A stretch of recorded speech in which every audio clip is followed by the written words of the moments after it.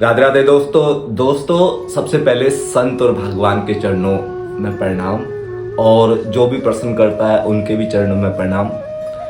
दोस्तों इसमें मैंने जो टाइटल में लिखा है ना, डिस्क्रिप्शन में या टाइटल में लिखा है कि नींद में भगवत मिलन होता है। सबसे पहले इसका विश्लेषण आपको बता देते हैं। सभी जीवों को भगवान अपना नींद में आभास कराते हैं, क्योंकि संसार का सबसे बड़ा आनंद जो होता है, संसार का बता रहा हूँ मैं, भगवान का नहीं, संसार का सबसे बड़ा आनंद वो नींद का होता है। जब हम गहरी नींद में प्रवेश कर रहे होते हैं ना, वो सबसे बड़ा सुख होता है।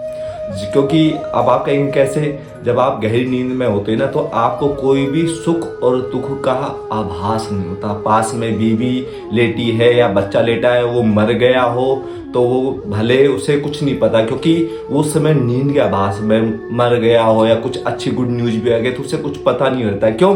क्योंकि वो निद्रा के गहन सुख में होता है।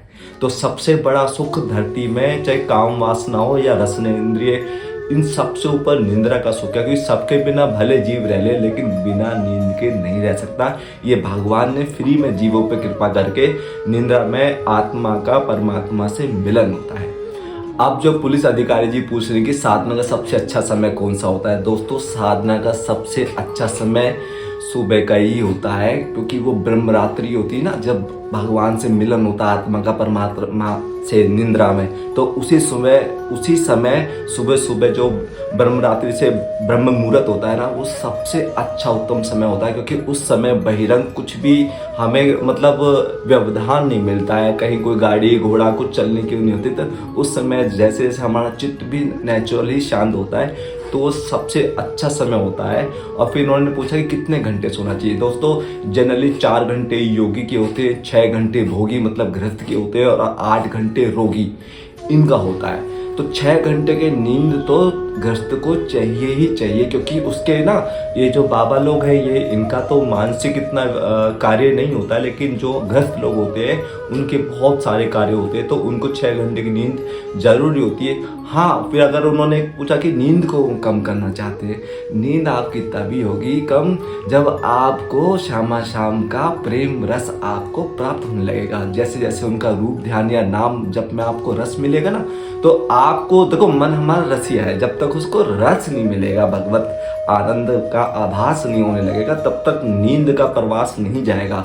निंद्रा, क्योंकि निंद्रा तंद्रा ये सबसे भयानक साधक का दुश्मन भी है। ये दोस्त कब है? जब आप पर्याप्त नींद लेते हैं। लेकिन अति नींद जो होती है वो दुश्मन इसलिए है क्योंकि ये आप देखना भजन कीर्तन में जो निंद्रा तंद्रा है ना, ये सबसे बड़ा व्यवधान भी है।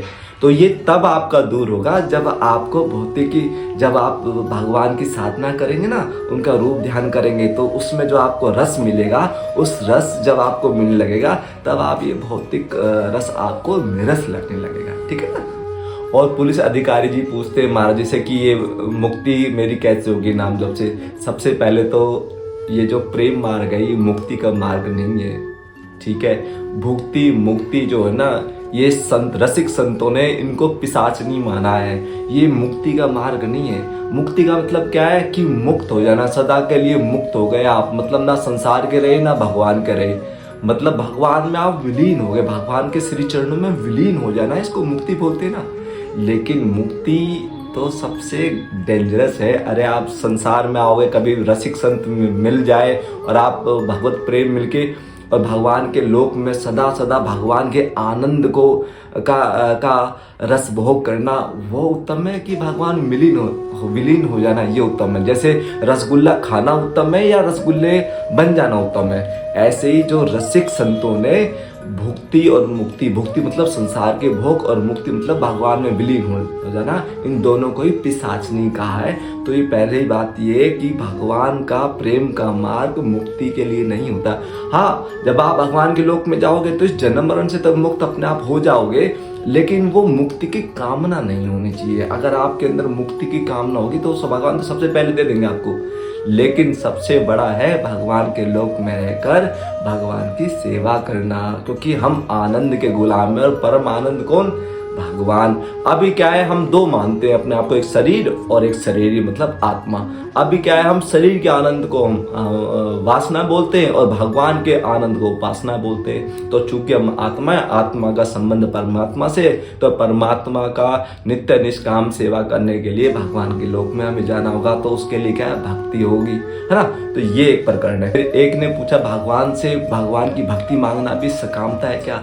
दोस्तों, भगवान से भगवान की निष्काम भक्ति मांगनी चाहिए। भक्ति में भी सकाम भक्ति हो सकती है कि हम संसार की कुछ चीज़ें मांगते हैं, जैसे भगवान के धाम में या जहाँ भी हम जाते हैं तो वहाँ पे हम कुछ न कुछ कामना लेके जाते हैं, ये तो हुई सकामता। एक सकामता भगवत संबंधी भी होती है, भगवान का सुख मिले, भगवान के चरण दबावें, ये तो ठीक है सकामता।